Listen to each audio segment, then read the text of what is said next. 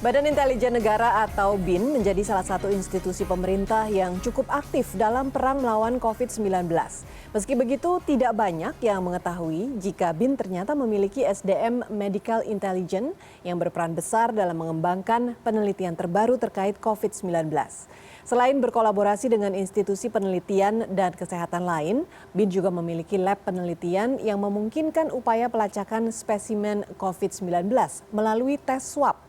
Dan untuk mengetahui peranan BIN dalam upaya memutus mata rantai penyebaran COVID-19, sudah hadir di studio CNN Indonesia Deputi 7 BIN Bapak Wawan Purwanto.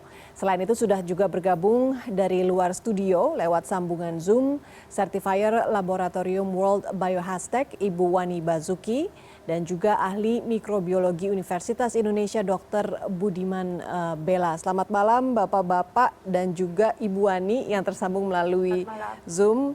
Selamat malam Mbak Frida. Selamat malam Pak Wawan, terima kasih Pak sudah hadir di studio dan kita juga sudah menjaga jarak ini ya sesuai dengan peraturan 2 meter. Saya mau bertanya ke Pak Wawan terlebih dahulu. Pak Wawan, sejak pandemi COVID-19 ini mulai merebak di Indonesia, apa saja peran BIN dalam memutus mata rantai virus corona ini, Pak? Izin dibuka dulu ini. Silakan, Pak. Jadi memang peristiwanya waktu rame-rame di Wuhan, saya menghadap Menkes, tapi Menkes sedang dipanggil Presiden. Akhirnya saya minta ketemu yang nanganin pandemi wabah, yaitu Dr. Budi. Kami terus sepakat untuk ketemu Kepala BNPB, Pak Doni Munardo. Akhirnya kami bertiga rapat untuk menentukan esok pagi kita akan mengundang kementerian lembaga terkait. Akhirnya esok paginya kita rapat. Di situ akhirnya kami melakukan langkah-langkah antara lain menutup 135 perbatasan Indonesia dengan luar negeri termasuk darat, laut maupun udara. Ini ramai-ramai di Wuhan tepatnya kapan ini Pak? Awal tahun ini Pak ya? Awal tahun ini. Awal tahun ya. Terus akhirnya kita juga, kami punya unit Nubika, nuklir biologi kimia, termasuk alat untuk mendeteksi adanya serangan biologi atau ancaman biologi. Nah, nuklir, biologi, dan kimia. Kita pasang alat-alat seperti itu. Kemudian kami mendatangkan itu, sepakat untuk mendatangkan mahasiswa yang dari Wuhan. Kemudian kita mencari peralatan karena memang peralatan tidak banyak, belum ada lah, obat juga belum ada, semuanya bingung. Presiden memerintahkan BIN untuk bergerak, artinya kita juga bergerak. Kita akhirnya nyemprot-nyemprot ke berbagai lini di zona-zona merah khususnya. Kemudian juga kami terus mendatangkan alat-alat untuk melakukan rapid test dengan berbagai cara. Nah, kebetulan di negara-negara itu lockdown, jadi memang kesulitan untuk bisa mendatangkan itu dan di sana sendiri dibutuhkan. Tapi BIN punya jaringan di luar negeri karena kita punya perwakilan di berbagai negara di seluruh dunia ini. Akhirnya terus kita punya itu peluang untuk bisa mendatangkan meskipun di lockdown, angkutannya juga kita bisa lakukan. Nah, pergerakan ini terus dilakukan sampai sekarang dan kita sudah juga membentuk lab-lab yang mobile, 4 lab mobile maupun lab yang ada di Supomo yang itu sudah disertifikasi internasional dan ini sangat membantu dan kita setiap kali ditanya labjunya oleh Presiden, laporan kemajuan untuk bisa dilaporkan dan kami juga melaporkan ini ke gugus tugas maupun juga kepada Kemenkes ya, di gugus tugas juga ada perwakilan Kemenkes juga, kemudian di daerah-daerah kami kerjasama dengan dinas-dinas kesehatan di sana maupun Pemda pada umumnya untuk bisa bergerak bersama sampai sekarang ini terus kita lakukan. Baik, berarti BIN memang sudah mempunyai peranan yang cukup besar dalam dari awal ya Pak ya, dari mulai merebak sampai sekarang melakukan tes di lab-lab yang mobile seperti itu. Nah, Pak, banyak juga yang skeptis terhadap lab yang dimiliki oleh BIN ini mengenai pertama keakurasiannya atau sudah cukupkah yang dilakukan begitu oleh lab tersebut sehingga bisa menghasilkan hasil tes swab yang dipercaya begitu. Nah, saya mau mengajukan pertanyaan ke Dr. Wani yang tersambung melalui Zoom. Ibu Dr. Wani, seperti apa sebenarnya lab yang dimiliki oleh BIN? Apakah lab yang dimiliki BIN ini sudah bersertifikasi dan sesuai dengan standar internasional? Ya, selamat malam Mbak. Memang BIN sudah mempunyai lab yang berstandar internasional, dan lab itu sebenarnya BIN mempunyai 4 mobil lab dan satu klinik EBDC, lab EBDC.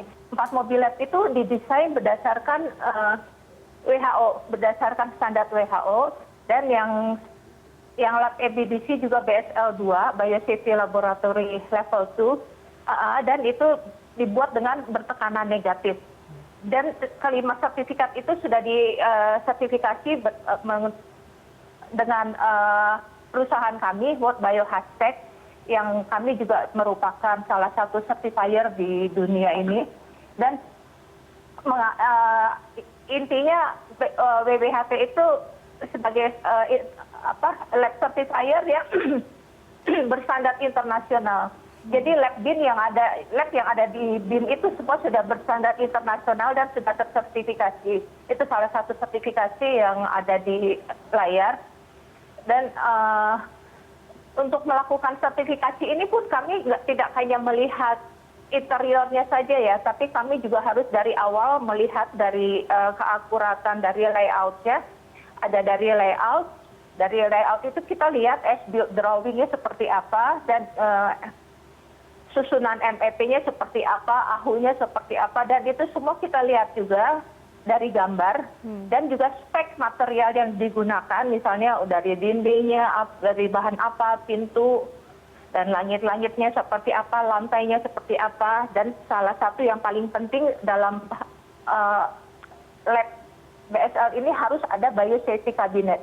Biosafety cabinet ini di mana orang bekerja juga menggunakan bahan-bahan biologi berbahaya, dan itu untuk mengamankan membuat petugasnya aman dari paparan terhadap bahan biologi berbahaya itu. Dan selain itu juga kita harus melihat penunjang lainnya, misalnya ada EWOS atau tidak, dan supporting spesiesnya lagi gitu. Oke, nah Bu Dokter, kalau dibandingkan dengan lab-lab lainnya yang dimiliki oleh institusi lainnya, apakah memang lab yang dimiliki oleh BIN ini lebih maju dan lebih baik dibandingkan lab yang ada? Sebenarnya semua lab prinsipnya sama ya, cuman antara maintenance-nya juga harus diperhatikan. Kalau maintenance-nya tidak baik, itu belum tentu lab itu berfungsi dengan baik. Salah satu maintenance itu untuk mesin-mesinnya juga harus di-maintain juga, supaya supaya jika ada masalah tuh langsung bisa diatasi gitu kan. Selain inspeksi labnya itu, yang intinya seperti ini ya. Yeah. Intinya seperti ini, kita tidak hanya melihat labnya saja, labnya berfungsi dengan baik atau tidak, tapi kita juga harus mereview juga apakah staff yang kerja di situ tuh bekerja berdasarkan SOP. Yeah. Dan juga ada, dan harus ada lab safety prosedurnya bagaimana, biosafety plan-nya bagaimana, emergency response plan atau waste management plan-nya seperti apa. Misalnya ada sampah, itu penanganan sampahnya seperti apa. Jadi tidak hanya lab bagus, tapi harus ada penunjang lainnya yang bisa melengkapi. Baik. Kebutuhan lab. Nah, bicara mengenai sumber daya manusia yang mengoperasikan lab-lab ini yang kita sebut sebagai SDM Medical Intelligence, tapi kita akan bahas nanti berikut setelah jeda berikut ini. Tetaplah bersama kami akan kembali sesaat lagi. Terima kasih Anda masih di Indonesia Forward, dan kita lanjutkan perbincangan malam ini mengenai peranan BIN dalam memutus mata rantai COVID-19.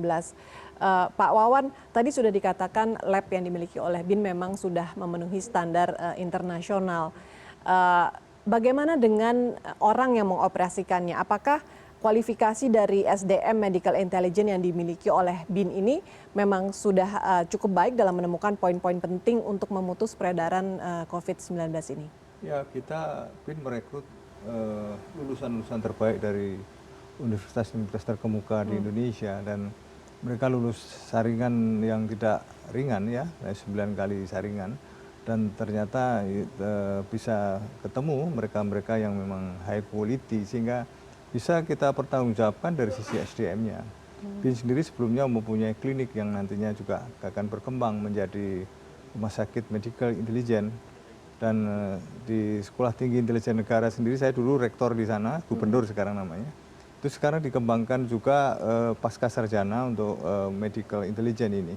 Dan ini diisi oleh orang-orang yang juga terpilih untuk bisa mengawaki dari semuanya ini. Sehingga kemampuan SDM-nya tidak diragukan lagi ya, kemampuan untuk biologi molekuler maupun juga untuk masalah biofarma, mengenai masalah obat-obatan serta kemampuan untuk melakukan observasi di laboratorium dan pengembangan upaya itu termasuk hubungan-hubungan dengan para pakar. Tentu ini sudah terpilih dan insya Allah tidak meragukan bahwa kita punya kemampuan itu dan semuanya kita laporkan. Nah, kita pengen tahu nih Pak, medical intelligence ini apakah mereka harus dokter atau sekolah kedokteran? Apa sih pendidikan yang ditempuh oleh seorang medical intelligence itu? Ya, dokter ada, kemudian ahli-ahli farmasi ada, ahli-ahli penyihatan lingkungan ada, ahli nuklir, biologi, kimia juga ada dari berbagai lini yang berkait dengan masalah intelijen di bidang medik. Tentu itu saling menunjang karena pada kenyataannya kebutuhan ini meliputi banyak lini dan ini terus kita perkuat sehingga pada nantinya andai kata ada ancaman-ancaman di bidang biologi seperti sekarang ini kita sudah tidak terdadak lagi, apalagi diperkirakan ini akan panjang waktunya.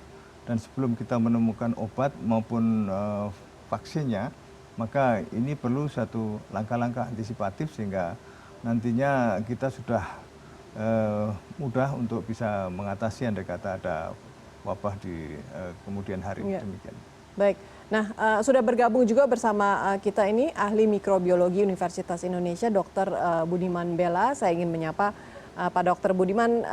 Pak Budiman, saya mau menanyakan, baru-baru ini beredar informasi terkait dengan hasil tes swab yang dikeluarkan oleh BIN. Dan ini ada perbedaan dengan rumah sakit lain. Apa sebenarnya yang bisa menyebabkan hal ini terjadi? Ya, selamat malam Mbak Frida. Jadi hasil tes itu kan bisa positif palsu, bisa negatif palsu. Salah satunya laboratorium yang kita bandingkan atau kedua-duanya benar karena kita tidak melakukan perbandingan apple to apple. Dalam arti kata satu spesimen diperiksa pada satu hari dan spesimen yang lain diperiksa pada hari yang berbeda. Untuk pasien-pasien COVID, kadang-kadang kita bisa menemukan fenomena di mana seorang pasien yang diperiksa pada satu hari positif, apalagi kalau positifnya itu sebetulnya sudah positif lemah. Dengan kata lain nilai CT-nya, biasanya orang suka menyebut nilai CT-nya itu sudah tinggi, jadi positifnya sebetulnya sudah lemah, sudah sedikit virusnya. Jadi kalau diperiksa keesokan harinya bisa jadi kemudian hasil menjadi negatif. Permasalahan peralatan, reagen yang digunakan itu juga bisa mengakibatkan perbedaan hasil. Salah satu peralatan atau reagen itu menghasilkan pemeriksaan yang lebih sensitif, maka bisa jadi virus yang jauh lebih sedikit itu bisa terdeteksi, dengan metode yang lain belum tentu terdeteksi. Orang yang mengerjakan juga bisa tentunya mengakibatkan perbedaan, mulai dari pengambilan spesimen sampai dengan pengolahan pemrosesan spesimen di laboratorium sampai dengan reporting. Jadi hal-hal semacam ini bisa mengakibatkan hasil-hasil yang berbeda dan ini bukan terjadi hanya di Indonesia, di seluruh dunia juga terjadi. Kita juga melihat report ilmiah yang menyebutkan misalnya pasien suatu ketika hasilnya positif, kemudian jadi negatif, kemudian positif lagi. Ini tentu tidak begini, seharusnya pasien positif terus sampai selesai, namun pemeriksaan yang dilakukan bisa saja mengakibatkan perbedaan. Orang mengambil spesimennya berbeda, itu juga bisa mengakibatkan hasil yang berbeda. Saya rasa kurang lebih seperti itu, Mbak Frida. Pak Dr. Budiman, kalau hasilnya berbeda-beda seperti itu, lantas kita harus mempercayai yang mana? Apakah hasil tes terakhir yang paling valid atau seperti apa? Itulah sebabnya ada standar ya, ada standar dari WHO juga. dan Kementerian Kesehatan juga sudah mulai mengadopsi standar yang ada berdasarkan hasil penelitian yang ada. Kadang-kadang juga teman-teman klinisi tidak selalu langsung percaya kalau hasil negatif. Mereka kemudian melihat dulu gejalanya. Kalau dicurigai gejalanya sesuai dengan COVID-19, tentu mereka bisa saja kemudian meminta pemeriksaan ulang atau meminta pemeriksaan metode lain untuk konfirmasi. Begitu salah satu positif, mereka kemudian mengawasi dan sesuai dengan standar protokol, pasien kalau kemudian tidak bergejala lagi setelah lebih 2 minggu, itu kemudian bisa saja sudah di kantor pemeriksaan lagi, sudah dianggap sudah selesai permasalahan infeksinya, walaupun kita masih bisa mendeteksi hasilnya positif. Mungkin positifnya sudah lemah sekali, sudah sedikit virusnya. Dan hal semacam ini bisa terjadi memang. Baik, terima kasih Pak Dokter. Kita akan kembali sesaat lagi.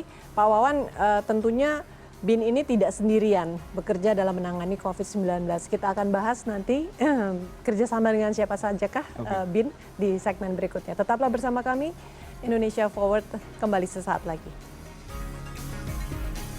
Ya, masih di Indonesia Forward bersama BIN, Pak Wawan. Apa kolaborasi yang dilakukan oleh BIN dalam menangani COVID-19 ini? Ya, kita kerjasama dengan banyak pihak. Tapi sebelum itu saya mau jelaskan.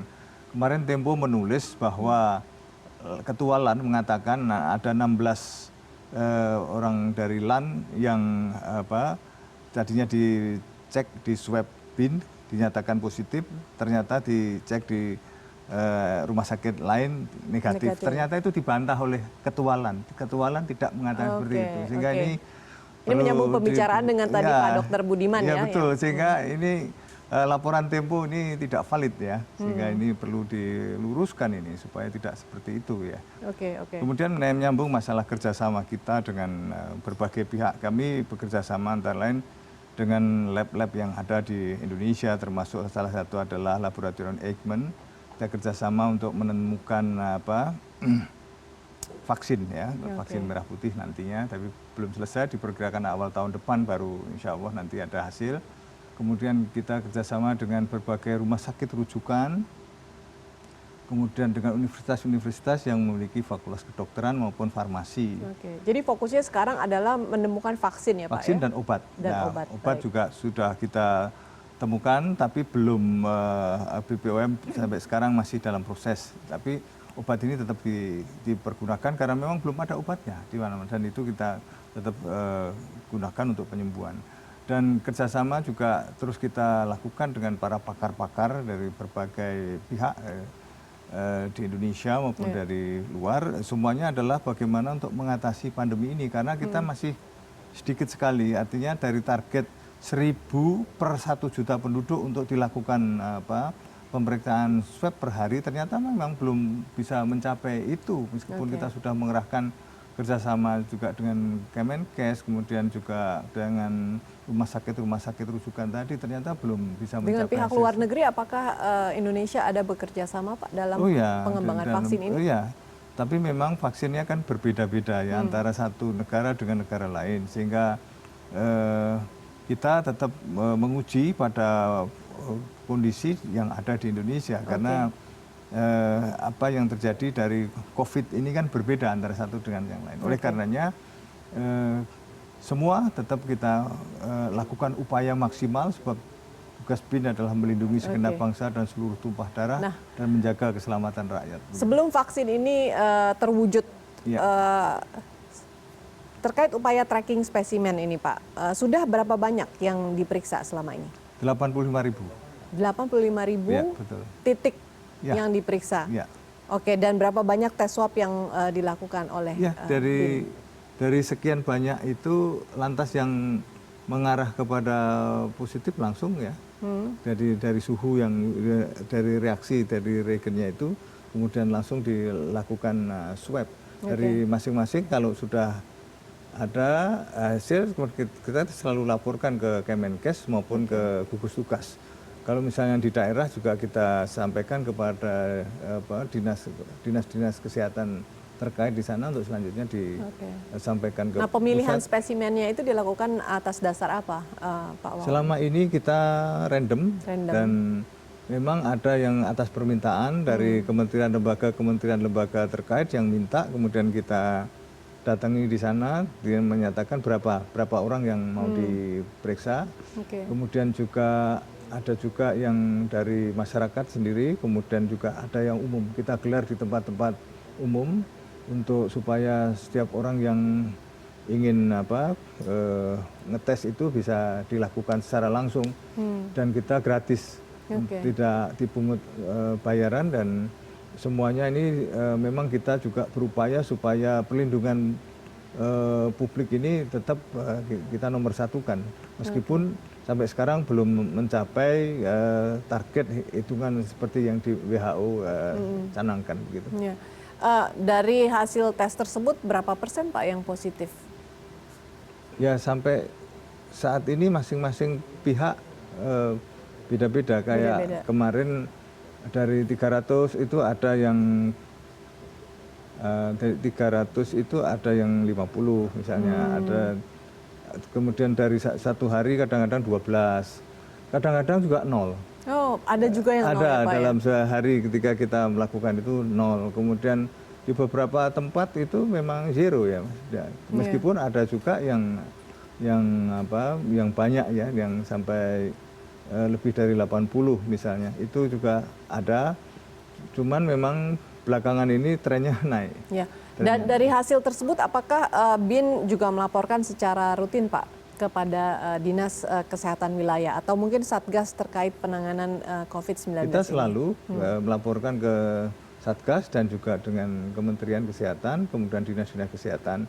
Di Satgas sendiri kan ada juga Dirjen yang ada di sana dari Kementerian Kesehatan, sehingga kita selalu berkolaborasi, bekerjasama. Kemudian dari BIN juga ada petugas yang ada di gugus tugas di sana, sehingga olahan data selalu diupdate, karena di sana juga dilaporkan ke pimpinan ya, juga sampai ke presiden akhirnya. Dari situ D per D dari pengembangan termasuk grafik dan bagaimana hitungan-hitungan untuk bisa menutup ini zona merah, ini zona kuning ataupun zona hijau, bagaimana upaya menekan kan ditentukan di situ. Kalau misalnya sudah zona merah terus dilakukan seperti apa yang terjadi sekarang ini PSBB, untuk bisa menekan laju persebaran dari infeksi COVID-19 itu. Oke, nah Pak Wawan mungkin terakhir bisa disimpulkan ini Pak, menanggapi pemberitaan dari media tentang akurasi swab test yang dilakukan oleh BIN. Apa yang akan BIN lakukan? Ya, kita tentu akan menyampaikan kebenaran dari apa yang kita lakukan, sebab peralatan kami juga peralatan yang modern, sertifikasinya internasional. Memang kita range-nya itu kita naikkan di level untuk pelacakan dari 35 menjadi 42. Ini dengan maksud supaya OTG tetap bisa kita tangkap dan selanjutnya kita obati. Sebab kalau misalnya 35, ini banyak yang OTG itu enggak ikut terjaring. Dan itu yang tipis-tipis kenanya misalnya itu kan orangnya tetap sehat itu. Ini bisa lolos kalau di swab di tempat-tempat yang standar itunya persebarannya 35 ya nggak kena. Nah, kalau yang demikian nanti riskan untuk penyebaran di sekitarnya. Oleh karenanya kita lakukan itu, kita jelaskan kepada masyarakat bahwa kita lakukan yang terbaik, dan ini kita juga alatnya tidak sembarangan, kita juga sertifikasi dari Singapura, kemudian alatnya juga dari Jerman dan juga dari Amerika dan terbaru. Jadi bukan yang istilahnya KW itu tidak. Oleh karenanya kita tetap mempertanggungjawabkan dari apa yang kita lakukan, semuanya adalah untuk kemaslahatan bagaimana menjaga kesehatan masyarakat dan keselamatan masyarakat. Baik. Terima kasih Pak Wawan. Semoga BIN tetap semangat membantu pemerintah dalam memutus mata rantai penyebaran COVID-19 ya, dan kepada masyarakat dan juga para pemirsa ini supaya juga mengapresiasi apa yang sudah dilakukan BIN. Dan tentunya tetap menjaga masker, physical distancing, dan menjaga kesehatan. Amin. Terima kasih. Terima kasih. Pak Wawan. Dan demikianlah CNN Indonesia Forward malam ini. Terima kasih atas kebersamaan Anda. Saya Frida Litwina undur diri. Selamat malam dan sampai jumpa.